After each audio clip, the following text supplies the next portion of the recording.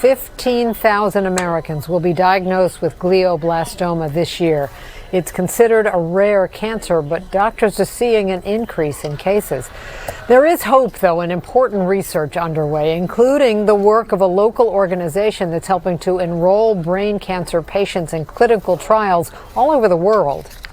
Had the surgery to remove the brain tumor, and so that was the first hurdle.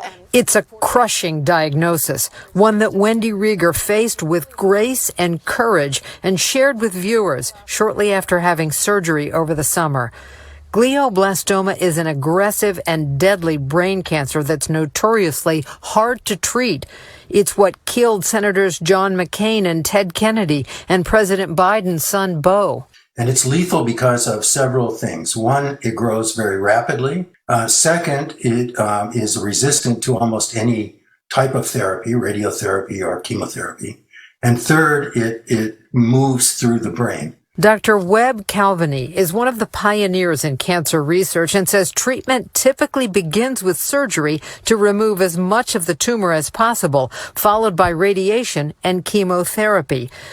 That was Wendy's progress as well, but the tumor almost always grows back and carries a grim prognosis. Many, if not most, will succumb in the first year or two. Glioblastoma is rare, with 15,000 new cases diagnosed every year in the U.S. It only accounts for 1% of all invasive cancers in this country, but doctors say it's becoming more common, although the reason why isn't entirely clear. We don't really know the environmental underpinnings of the disease. Often this disease appears because somebody fell over or had a headache and then had a massive tumor. So we don't know what preceded that. The increase in glioblastoma cases, he says, may also stem from improved screening. Tools like MRI and CT scans, which have become more widely available over the years. But there is hope, thanks to organizations like the National Foundation for Cancer Research, based in Rockville, Maryland. GBM is one of the most deadly diseases, and patients cannot wait.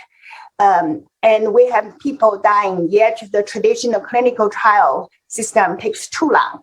That's why the organization is taking part in a new international initiative called GBM Agile.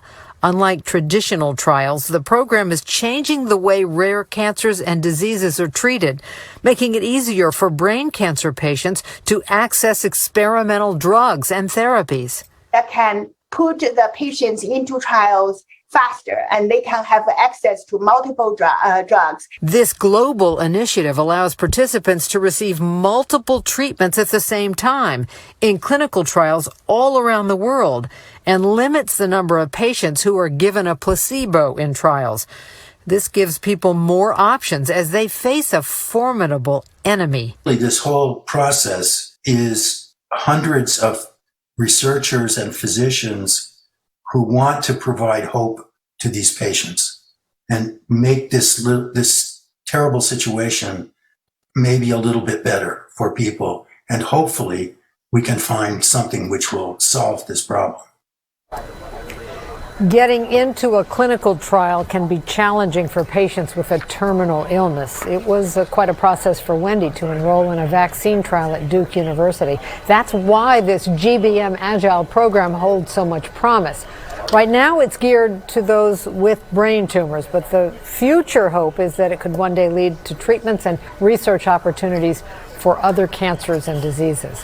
For more information on how to get involved, head to our NBCWashington.com website. Pat, Erica? We've been listening intently, Doreen. It was really informative.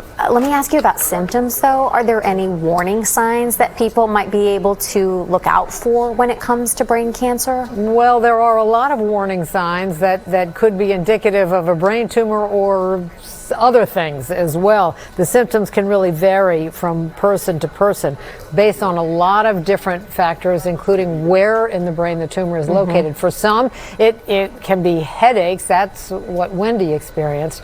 Others experience seizures, numbness, mood changes, sometimes trouble speaking or memory issues. Some may not have any symptoms at all, or they have some symptoms and they go away. That's why it's so important to see a doctor if something doesn't feel quite right. As Wendy said, you have to advocate for yourself and your own health, but don't ignore symptoms and say, well, it's nothing, because it might be something.